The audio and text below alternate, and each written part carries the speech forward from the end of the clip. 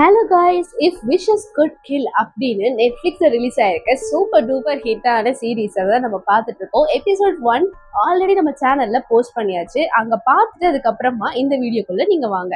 So வாங்க episode 2க்குள்ளே போகலாம். Opening சீனில் ஃப்ளாஷ்பேக் சீன்ஸ் தான் காட்டுறாங்க. ஃபர்ஸ்ட் நம்மளோட ஜியா வந்து வேற ஸ்கூல்லேருந்து இந்த ஸ்கூலுக்கு வந்துட்டு நியூ ஜாயினியாக வந்திருக்கிறா. ஸோ ஆல்ரெடி நம்ம ஜியாவும் ஜியானும் சின்ன வயசுலேயே இதே அப்பார்ட்மெண்ட்டில் தான் வந்துட்டு தங்கியிருக்காங்க போல.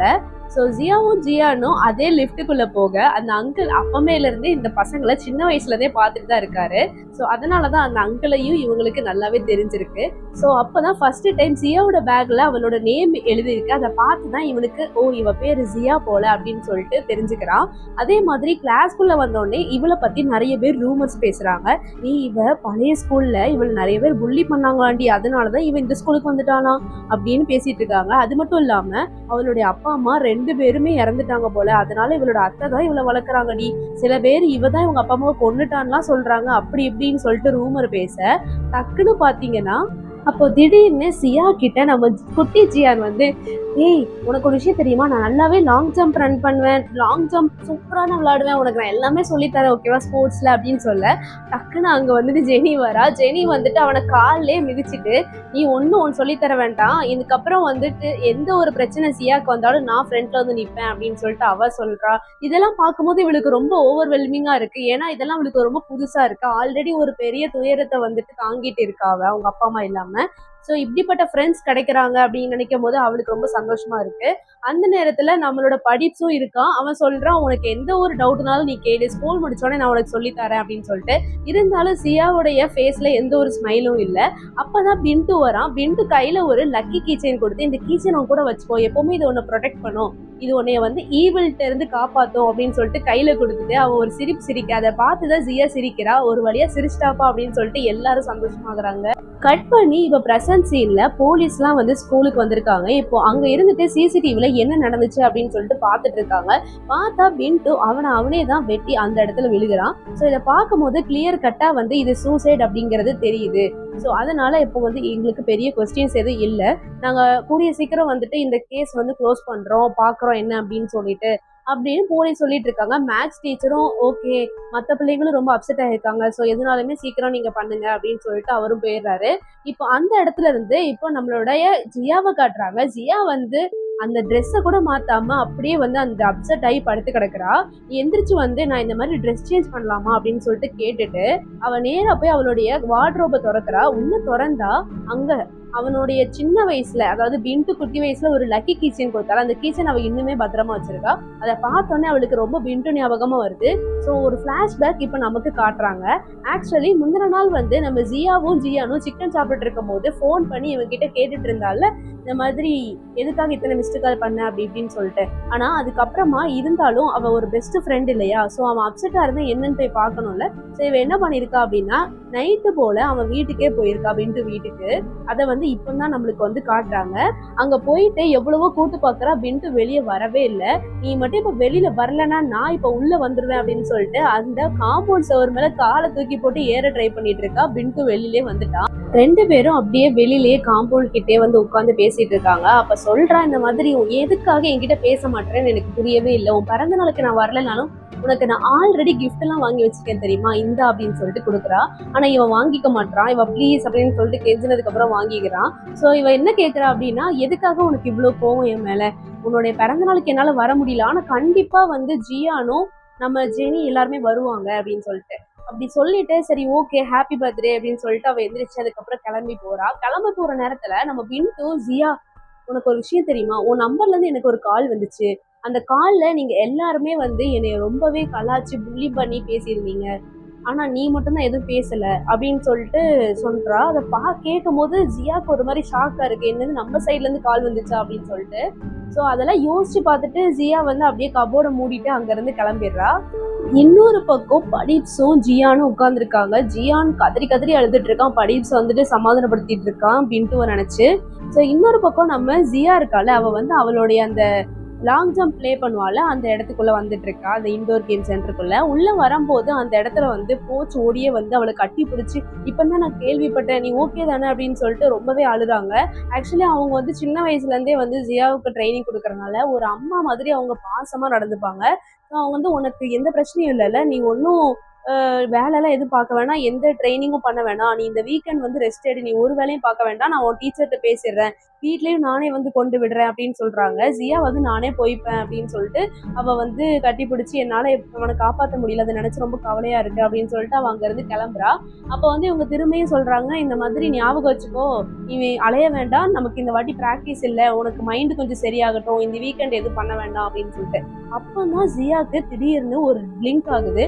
ஆக்சுவலி நீங்க கவனிச்சிருந்தீங்கன்னா ஃபர்ஸ்ட் எபிசோட்லயே வந்து நம்ம பார்த்திருப்போம், நம்ம ஜியான் வந்து சிக்கன் சாப்பிட்டுட்டு இருக்கும் போது இந்த வீக்கெண்டு நம்ம ஜியாக்கு ப்ராக்டிஸ் தள்ளி போகணும், ப்ராக்டிஸ் நடக்கக்கூடாது அப்படின்னு சொல்லிட்டு அந்த விஷ் வந்து அந்த ஆப்ல வந்து மேக் பண்ணியிருப்பான்.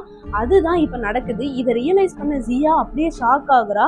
எங்க ஒருவேளை நம்ம ஜியானுக்கு ஏதாவது ஆயிருமோ, அப்போ நம்ம இந்த வீக்கெண்ட்ல வந்து கண்டிப்பாக ப்ராக்டிஸ் பண்ணி ஆகணும், இப்போலேருந்தே நம்ம ப்ராக்டிஸ் பண்ணி ஆகணும், இது நடக்க விடக்கூடாது அப்படின்னு சொல்லிட்டு டக்குன்னு திரும்பி, கோச் நான் ப்ராக்டிஸ் பண்ணுறேன், என்னால் முடியும், நான் பண்ணுறேன் அப்படின்னு சொல்லிட்டு அவள் நேராக வர, மேல இருந்து சீலிங்ல இருந்து டக்குன்னு வந்து ஒரு பிளேட் வந்து விழுகுது.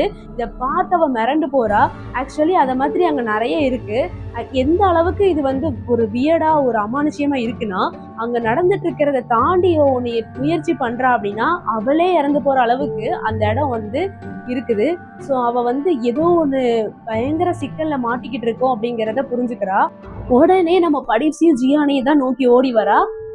இப்போ ஜியானோட ஃபோனில் ஒரு நோட்டிஃபிகேஷன் வருது. அதை எடுத்து பார்த்தா அதில் போட்டிருக்கு, உங்களுடைய விஷ் வந்து இப்போ ஃபுல்ஃபில் பண்ணியாச்சு, நிறைவேற்றியாச்சு அப்படின்னு சொல்லிட்டு. அது வந்ததும் அவனுக்கும் கவுண்ட் டவுன் ஸ்டார்ட் ஆகிருது. ஜெனியும் அங்கே வந்துடுறா. இது என்ன இவனுக்கும் கவுண்ட் டவுன் ஸ்டார்ட் ஆகுதுன்னு சொல்லிட்டு ஜியாவுக்கு என்ன பண்ணுறதுனே தெரியல. அப்போ தான் அவன் சொல்கிறா எல்லார்கிட்டையும், இங்கே பாருங்க, இது ஒரு சாதாரண விஷயம் கிடையாது, இதே மாதிரி கவுண்ட் டவுன் தான் விண்டோட ஃபோன்லேயும் ஸ்டார்ட் ஆகிறத நான் பார்த்தேன், அவனுடைய விஷ் ரியல் ஆனதுக்கப்புறம்.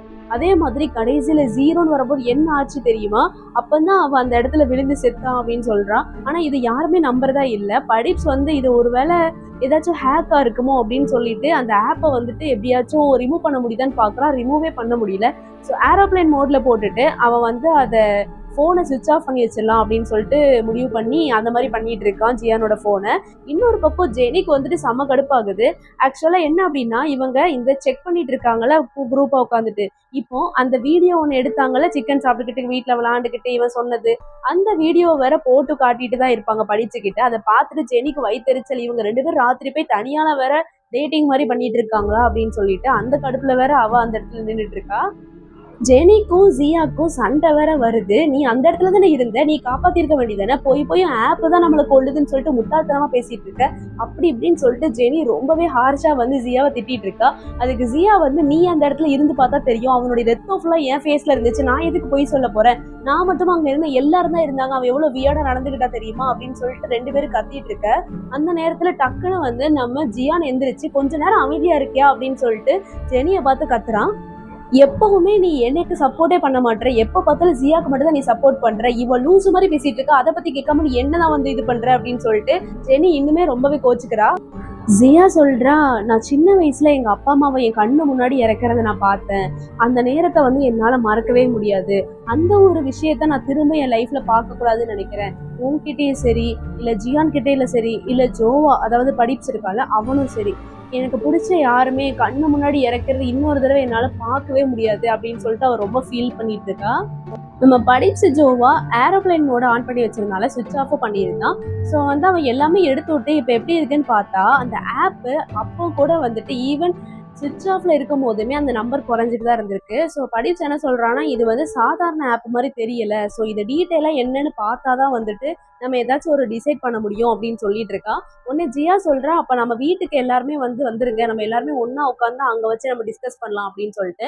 அப்போ ஜெனியை பார்த்து நீயும் வரதானே அப்படின்னு சொல்லி கேட்கறா. ஜெனியும் வந்து ஆமா அப்படின்னு சொல்றா. கட் பண்ணா இப்போ ஒரு பஸ்ல வந்துட்டு ஜியாவும் ஜியானும் போய்கிட்டு இருக்காங்க. அப்போ ஜியான் சொல்றா, நீ வந்து ரொம்பவே அப்செட் ஆகிட்டு இருக்க அப்படிங்கிறது எனக்கு இவ்வளோ நாளாக தெரியாது உங்கள் அப்பா அம்மாவை நினச்சி அப்படின்னு சொல்லி ஃபீல் பண்ணி சொல்லிட்டு இருக்கான். அதுக்கு அவள் சொல்கிறா, ஆமாம் நான் ரொம்பவே ஃபீல் பண்ணுறேன், அவங்கள மிஸ் பண்ணுறது தான், அவங்க இல்லைங்கிறத. ஆனால் அதுக்கு அப்படியே ஈக்குவலாக நீங்கள் எல்லாருமே என் கூட இருந்தீங்க, முக்கியமாக நீ என் கூட இருந்த, சின்ன வயசுலேருந்தே நான் வந்து லாங் ஜம்ப் கனவெல்லாம் அப்பவே மறந்துட்டேன் எங்க அப்பா அம்மா இறந்த உடனேவே. ஆனா நீ என் கூட இருந்தனால மட்டும்தான் இப்ப நேஷனல் அளவுக்கு என்னால வர முடிஞ்சுது. நீ எனக்கு அந்த அளவுக்கு நிறைய விஷயத்துல சப்போர்ட் பண்ணிருக்க. நீ ஒரு பெஸ்ட் ஃப்ரெண்ட் அண்ட் ஆல்சோ ஒரு பெஸ்ட் பார்ட்னர் அப்படின்னு சொல்லிட்டு அவ வந்து கிரெடிட்ஸ் கொடுத்துட்டு இருக்கா. அது சந்தோஷமா வந்து ஜியானும் வந்து கேட்டுட்டு இருக்கான். ஜியான் கிட்ட ஜியா வந்து நீ ரொம்பவே டயர்டா இருப்ப, நீ ஃபர்ஸ்ட் உன் வீட்டுக்கு போயிட்டு ரெஸ்ட் எடுத்துட்டு அதுக்கப்புறமா எல்லாரும் வரும்போது வீட்டுக்கு வந்தா போதும் அப்படின்னு சொல்லிட்டு ஜியா போயிடுறா. ஜியான் வந்து வீட்டுல படுத்த உடனே அவன் போன்ல ஜியா கிட்ட இருந்து கால் வருது. விண்டுக்கு கால் வந்துச்சுல அந்த மாதிரியே இன்னொரு கால் வந்து நம்ம ஜியானுக்கு இப்ப வருது. ஸோ அந்த காலை அட்டன் பண்ணா அதே மாதிரி இவனை பத்தி தப்பு தப்பா எல்லாருமே பேசுற மாதிரி இருக்கு. கேட்ட உடனே அந்த காலை கையில வச்சுக்கிட்டே வேகமா ஓடி வரான் ஜியாவோட வீட்டுக்கு. ஏன்னா கீழ் ஃப்ளோர்ல தானே இருக்கு. ஸோ வேகமா ஓடி வந்து கதவுல பாஸ்வேர்ட்லாம் அவனுக்கு ஏற்கனவே தெரியும் போல எல்லாத்தையும் போட்டுட்டு உள்ள வந்தா டக்குன்னு அந்த கால் ஆஃப் ஆயிடுது. ஸோ இவன் சொல்றான் ஜியா கிட்ட, இந்த மாதிரி நீங்க எல்லாரும் தப்பு தப்பா பேசுற மாதிரி எனக்கு கால் வந்துச்சு, என்ன ஆச்சுன்னே தெரியல அப்படின்னு சொல்லிட்டு. உடனே ஜியா வந்து சொல்றா, இதே மாதிரிதான் பிண்டுவும் என்கிட்ட சொன்னான், ஆனா நீ நம்பாம என்கிட்ட ஓடி வந்தல, ஆனா பிண்டு வந்து நம்மலாம் அப்படிதான் பேசியிருப்போம் போல அப்படின்னு சொல்லிட்டு நம்பிட்டான் அப்படின்ட்டு அவளும் ரொம்ப வருத்தமா சொல்றா. ஸோ அதுக்கப்புறமா எல்லாருமே ரவுண்டா உட்காந்து அந்த ஆப்பை என்ன பண்ணலாம் அப்படின்னு சொல்லி பார்த்துட்டு இருக்காங்க. படிச்சு வந்து லேப்டாப்ல எடுத்துட்டு வந்து இங்க இருந்து நான் ஃபுல்லாவே இதுல டிரான்ஸ்ஃபர் பண்ணிட்டு பின்னாடி இருக்கிற அந்த பேக் அண்ட் கோடை வந்து செக் பண்றேன், ஏதாச்சும் என்னால அல்டர் பண்ண முடியுமான்னு அப்படின்னு அவன் பார்த்துட்டு இருக்க. ஜியா சொல்றா, முடிஞ்சா அந்த டைமர் ஒன்று ஓடிட்டு இருக்குல்ல அதை ஃபுல்லாவே ரிமூவ் பண்ண முடியுமான்னு பாரு அப்படின்னு சொல்லிட்டு. இதெல்லாம் இவங்க பண்ணிட்டு இருக்கும் போதே திடீர்னு ஜியானோட கண்ணு வந்து ஒரு மாதிரி உறுத்துற மாதிரி இருக்கு. ஸோ கண்ணை போட்டு ஒரு மாதிரி கசக்க ஆரம்பிக்கிறான். ஜியா அவனை வந்து என்ன அப்படின்னு சொல்லிட்டு கேட்க வந்தா டக்குன்னு கையை ஓங்கி தட்டி விட்டுட்டு எழுந்து நிக்கிறான். அவனோட கண்ணு ஒரு கண்ணு அப்படியே செவந்து போயிருக்கு. எல்லாருமே பார்த்து பயப்படுறாங்க. திடீர்னு கையை வேற எங்கேயோ பார்த்து காட்டுறான். உடனே ஜெடிலாம் ரொம்ப பயந்து போறா. உடனே அவ என்ன பண்றா அப்படின்னா, இது டக்குன்னு ஒரு வீடியோ எடுக்கணும் அப்படின்னு சொல்லிட்டு அவளோட போன்ல இது அப்படியே வீடியோவா எடுத்துட்டு இருக்கா. இப்போ ஜியான் என்ன பண்றான்னா அந்த கையை அப்படியே அவனை பார்க்க திருப்பி அந்த கண்ணை அப்படியே குத்த வரா. ஆனா எப்படியோ ஜியான் வந்து ஆக்சுவலா அது ஜியானே பண்ணல, ஜியானுடைய கை வந்து வேற யாரோ ஒருத்தவங்களுடைய அந்த அமானுஷயத்தினால அப்படி பண்ண வைக்குது. ஸோ ஜியான் சொல்றான், எல்லாரும் இங்க இருந்து போங்க போங்க அப்படின்னு சொல்லிட்டு. ஏன்னா அவனால அவன் கையை கண்ட்ரோலே பண்ண முடியல. எப்படியும் கண்ட்ரோல் பண்ணி கண்ணை குத்த வர நேரத்துல கையை வந்து இப்படி வலது பக்கமா நகட்டிடுறான். திடீர்னு அவன் கண்ணு முன்னாடி ஒரு பொண்ணோட ஒரு ரத்தமா இருக்க அவன் ஃபேஸ் எல்லாம், அந்த பொண்ணு ஃபேஸ் அப்படியே அவன் மூஞ்சி முன்னாடி தெரியுது. உடனே இங்க இருந்து போங்க போங்க அப்படின்னு சொல்லிட்டு கத்திட்டு இருக்கும் போதே அவனுடைய மூக்கு வாய் எல்லாமே ரத்தமா வருது. உடனே படிச்சு ஓடி வந்து ஜியானை கட்டி பிடிச்சி, டேய் என்னடா ஆச்சு உனக்கு அப்படின்னு சொல்லிட்டு தடுக்க ட்ரை பண்றான். டக்குன்னு ஜெனி எல்லாருமே வந்து பதறாங்க. ஜியா கிட்ட வந்து சீக்கிரம் ஆம்புலன்ஸ்க்கு ஃபோன் பண்ணு அப்படின்னு சொல்லவும் ஜியா வந்து ஃபோன் பண்ணி இந்த மாதிரி டோர் நம்பர் 305ல இந்த மாதிரி ஒரு எமர்ஜென்சி, சீக்கிரம் வாங்க வாங்க அப்படின்னு சொல்லிட்டு அவ ஒரு பக்கம் பயந்து கத்திட்டு இருக்கா. இங்க வந்து அப்படியே படிப்ஸ கழுத்தோட தூக்கி வச்சிடறான். தூக்கி வச்சுட்டு, இப்போ நீ பண்ணிட்டு இருக்கிற இந்த முட்டாள்தனமான வேலையாலதான் உன் ஃப்ரெண்ட்ஸ் எல்லாருமே சாக போறாங்க, நீ என்ன பெரிய இதுவா, நீ நினைச்ச என்னைய ஸ்டாப் பண்ணிடலாமா அப்படின்னு சொல்லிட்டு அப்படியே சிரிச்சு அவன் கழுத்து அப்படியே நெரிக்க அவனுக்கு மூச்சே விட முடியல. கொஞ்சம்னா செத்துருப்பான். டக்குன்னு ஜியா என்ன பண்றான்னா லேப்டாப் எடுத்து அப்படியே ஜியானோட மண்டையில ஒரு அடி அடிச்சிடுறா. அதனால அந்த படிச்சு அப்படியே கீழே விட்டுட்டு ஜியாவை அடிக்கிறதுக்கு அப்படியே வரும்போது மயங்கி அப்படியே கீழே விழுந்துடுறான் ஜியான். அப்படியே அவன் மண்டையில இருந்து ரத்தமா விழுது. இங்க நடந்துட்டு இருக்கிறது எல்லாமே நம்ம ஃபர்ஸ்ட் எபிசோட்ல ஒரு ஷாமன் பார்த்திருக்கோம், ஒரு மந்திரவாதி பொண்ணு. அவங்களுக்கு எல்லாமே அப்படியே தெரியுது. ஸோ அவங்க வேற யாரும் இல்லை, நம்ம படிச்சோட கூட பிறந்த அக்கா தான். அது என்ன கதைன்னு சொல்லிட்டு நம்ம இதுக்கப்புறம் தான் பார்ப்போம். கட் பண்ணா இப்போ ஹாஸ்பிட்டல்ல வந்து இருக்காங்க. ஜியாவை ஒரு ரூம்ல படுக்க வச்சிருக்காங்க. ஆக்சுவலி ஜியாவோட ஆன்டி வந்து ஹாஸ்பிட்டல்ல தான் டாக்டரா தான் வேலை பார்க்குறாங்க. ஸோ அந்த ஹாஸ்பிட்டல்ல தான் இப்போ இவங்க அட்மிட் ஆயிருக்காங்க. ஸோ டாக்டர் ஆன்டி இப்போ என்ன சொல்லிட்டு இருக்காங்க அப்படின்னா, நீ ஒன்றும் கவலைப்படாத, அவன் வந்து கண்ணு முழிக்காம இருக்கான், ஆனா கூடிய சீக்கிரம் முழிச்சிருவான், நீ அடிச்சனால அவனு ஒன்றும் சீரியஸா இல்லை, இது வேற ஏதோ ஒரு ரீசன், அது என்னன்னு எங்களால கண்டுபிடிக்க முடியல, நாங்க பாத்துட்டு இருக்கோம் அப்படின்னு சொல்லிட்டு இருக்காங்க. ஜியா ரொம்பவே வருத்தமா இருக்கா. ஜியா வந்து அந்த குளுக்கோஸ் அந்த இது ஏறிட்டு இருக்கும் போது அப்படியே அதை எடுத்துட்டு இப்போ ஜியானோடைய ரூம் வெளியில தான் நின்றுட்டு இருக்கா, ரொம்பவே வருத்தமா. ஏன்னா உள்ள போய் இப்ப பார்க்க வேணாம் அப்படின்னு சொல்லிட்டு அவளோட ஆன்டி ஏற்கனவே சொல்லியிருந்தாங்க. இப்போ டக்குன்னு ஜெனி அவளோட கையை இழுத்துட்டு போய், உனக்கு என்ன ஆச்சு, உனக்கு ஓகே தானே, உனக்கு ஏதாச்சும் பொருள் எடுத்துட்டு வரணுமா, ப்ரஷ்ஷு எல்லாம் இருக்கா அப்படின்னு சொல்லிட்டு கேட்டுட்டு இருக்கா. எல்லாமே என்கிட்ட இருக்குடி, இந்த மாதிரி ஆன்டி எல்லாமே எனக்கு வாங்கிட்டாங்க அப்படின்னு சொல்லிட்டு இருக்கா. எப்படியாச்சும் இதுல இருந்து வெளியில வரணும், அதுதான் என் மைண்ட்ல ஓடிட்டு இருக்கு அப்படின்னு சொல்றா ஜியா. படிப்ஸ் இன்னொரு பக்கம் இன்னுமே ட்ரை பண்ணிட்டு தான் இருக்கான், அந்த ஐபி ட்ரெஸ் எல்லாமே போட்டு. அப்போ அவனுக்கு மல்டிபிள் டைம்ஸ் வந்து அவன் ஃபோன்ல கால் வந்துட்டே இருக்கு. எரிச்சலா இருக்கு அவனுக்கு, இவ்வளோ நாள் கழிச்சு எதுக்கு இப்போ இவ கால் பண்றா அப்படின்னு சொல்லிட்டு. அது வேற யாரும் இல்லை, அந்த ஷாமன் அக்கா தான். அவங்க பேர் வந்து கங்கா. ஸோ அந்த கங்கா வந்து கால் பண்ணிட்டு இருக்காங்க. இவனும் வந்து எரிச்சலாகி, எடுத்துட்டு என்ன இப்போ உங்களுக்கு இவ்வளவு நாள் கழிச்சு இப்பதான் என்ன ஞாபகம் வந்துச்சா அப்படின்னு சொல்லிட்டு கேக்குறான். எதுக்காக நீ இப்படி அமானுஷ்யத்து கூடலாம் எதிர்த்து என்ன பண்ணிட்டு இருக்க? கொஞ்சம் விட்டா நான் உனக்கு ஃபினரல் தான் வந்து கொண்டாடிருக்கணும். என்ன நடந்துட்டு இருக்கு அந்த இடத்துல? உன்னை மட்டும் அந்த பொண்ணு காப்பாத்தலைன்னா உனக்கு என்ன ஆயிருக்கும் தெரியுமா? அப்படின்னு சொல்லிட்டு அவனோட அக்கா சொல்ல இவனுக்கு ஷாக்கா இருக்கு. எப்படி உனக்கு இது எல்லாமே தெரிஞ்சுச்சு? ஆ அப்படின்னா இந்த ஆப்ல இருக்கிறது உண்மையாவே டீமான் தானா?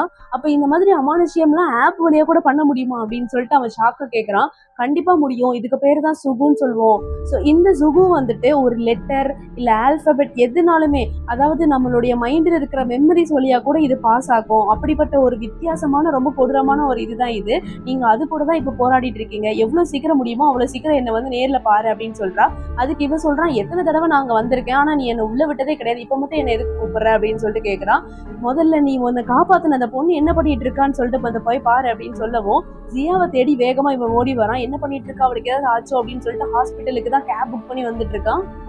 ஜியா இன்னொரு பக்கம் ரூம்குள்ள அவளுடைய ஹார்ட் பீட்லாம் வேகமா துடிச்சிட்டு இருக்கு. என்ன பண்றா அப்படின்னா பேப்பரை எடுத்து ஏதோ அவ ஒரு விஷ் எழுதுறா. அந்த விஷயம் எழுதிட்டு அந்த பேப்பரை எடுத்துட்டு நேரா ஜியானுடைய ரூமுக்கு வெளியில வந்து நின்றுட்டு போனை எடுத்து அதுல வீடியோல இந்த மாதிரி ஜியான் வந்து ஃபுல்லாவே ரெக்கவர் ஆகணும் அப்படின்னு சொல்லிட்டு இவளும் அதே அந்த கிரிகோ ஆப்ல அவளோட விஷயம் வந்து சொல்லிடுறா. அவ சொல்லி முடிச்சதுக்கு அப்புறமா தான் படிப்ஸால அங்க ரீச் ஆக முடியுது. அங்க வந்த உடனே அவளோட போனை வாங்கி பார்த்தா அவளுக்குமே கவுண்ட் டவுன் ஸ்டார்ட் ஆயிருது. இதை பார்த்தோன்னே அவனுக்கு செம்ம கோவம் வருது. ஆல்ரெடி ஜியா சொல்லியிருப்பா ஜெனி கிட்ட, அவசரத்துல நம்ம எல்லாருமே ஹாஸ்பிட்டல் வந்துட்டோம், உன்னுடைய புக்ஸ் பேக்லாம் எடுத்துட்டு வந்திருந்தா அதெல்லாம் அங்கதானே இருக்கு என் வீட்டுல, உன் திங்ஸை நீ போய் எடுக்கணும்னா பாஸ்கோட் வந்து என்னோட பர்த்டே தான், நீ அதை போட்டு நீ உள்ள போய் எடுத்துக்கோ அப்படின்னு சொல்லியிருப்பா. ஸோ ஜெனி வந்து இப்போ ஜியாவோட வீட்டுக்கு வந்து அந்த பாஸ்கோட் போட்டு உள்ள வரா. ஆல்ரெடி அவ அந்த அமானுஷ்யமான விஷயம் நடக்கும்போது அவ போன்ல வீடியோ எடுத்துட்டு இருந்தால. ஸோ அந்த வீடியோல அந்த டிராயருக்கு அடியில வந்துட்டு ஜியானோட போன் போய் விழுந்ததை வந்து பார்த்திருப்பா இவ. ஸோ அந்த போனை எடுத்து அதுல டைமர் ஓடிட்டு இருக்கிறத பாக்குறா. ஆல்ரெடி அந்த டைமர் வந்து 13 அப்படிங்கிற மாதிரி பெய்கிட்டு இருக்கு. இப்போ அவ பேக்கெட்ல இருந்து இன்னொரு போன் எடுக்கிறா. அது அவளுடைய போனா தெரியல.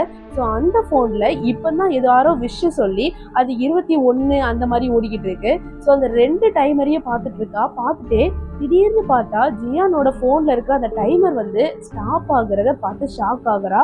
என்ன இது, இந்த டைமர் ஸ்டாப் ஆயிருச்சு அப்படின்னு சொல்லிட்டு. ஸோ இங்க கட் பண்ணி இந்த எபிசோட முடிக்கிறாங்க. நெக்ஸ்ட் என்ன நடக்குது, ஒருவேளை ஜியான் கண்ணை முடிச்சனாலதான் அது ஸ்டாப் ஆச்சா, இல்ல ஒரேடியா கியூர் ஆயிடுச்சா, இல்ல திரும்பி அவனுக்கு ஏதாவது ஆகுமா அப்படிங்கிற எல்லா ஒரு கொஸ்டின்ஸுக்கும் ஆன்சர்ஸை அப்கமிங் எபிசோட்ல பார்க்கலாம். Until then, this is LG Tamil voice over. Tata, bye bye.